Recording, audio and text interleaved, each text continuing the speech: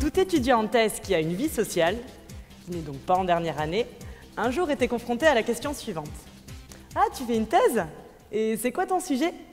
Bien moi, si je réponds, j'étudie l'interaction laser-matière à l'échelle de la femtosseconde dans les domaines de l'ultraviolet, du visible et de l'infrarouge dans le cadre du développement d'un dispositif d'ablation laser et de son application à l'analyse de tracés d'objets, j'ai pas beaucoup d'impact et forcément, on me demande « Et ça sert à quelque chose en vrai ?»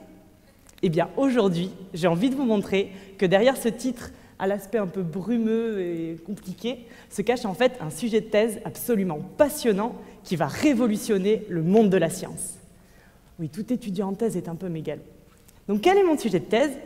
Eh bien, en fait, j'essaye de détecter et de quantifier des éléments chimiques qui sont présents à l'échelle de traces dans des objets microscopiques, pas plus gros qu'un grain de poussière.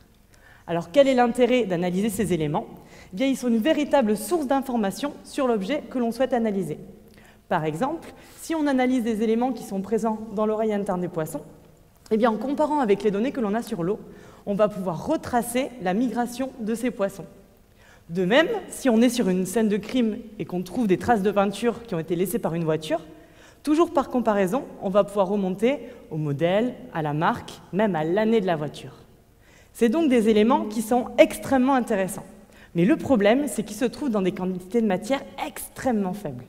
Moi, par exemple, dans ma thèse, j'étudie des éléments qui sont présents à l'échelle de l'atogramme. C'est 10 puissance moins 18 grammes. Si on essaye d'imaginer ce que ça représente, eh bien, comparer un atogramme à un gramme, c'est comme si on comparait le poids d'un grain de sable au poids de la plus grande pyramide du monde, la pyramide de Gizeh. Alors, comment fait-on pour étudier des éléments dans des quantités si faibles? Eh bien, moi, j'utilise deux instruments. Un marteau-piqueur et une loupe. Alors, ce que j'appelle un marteau-piqueur, c'est mon dispositif d'ablation laser. En fait, le principe, c'est que l'on va bombarder de lumière de manière très rapide notre objet jusqu'à en faire exploser la surface. Les débris ainsi éjectés vont être transportés jusqu'à ma loupe. C'est en fait mon spectromètre de masse. C'est un instrument qui permet de mesurer et de détecter les éléments qui sont présents dans ces débris. Et il peut même aller encore plus loin et il peut observer les éléments qui sont en fait les constituants de ces éléments, ce qu'on appelle les isotopes.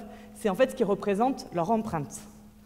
Alors l'objectif de ma thèse, c'est d'étudier et d'optimiser les paramètres de ce couplage afin d'essayer de développer des techniques qui me permettront de détecter des quantités de matière toujours plus faibles, de répondre à des énigmes toujours plus complexes et peut-être, qui sait, un jour, décrocher un rôle dans les experts.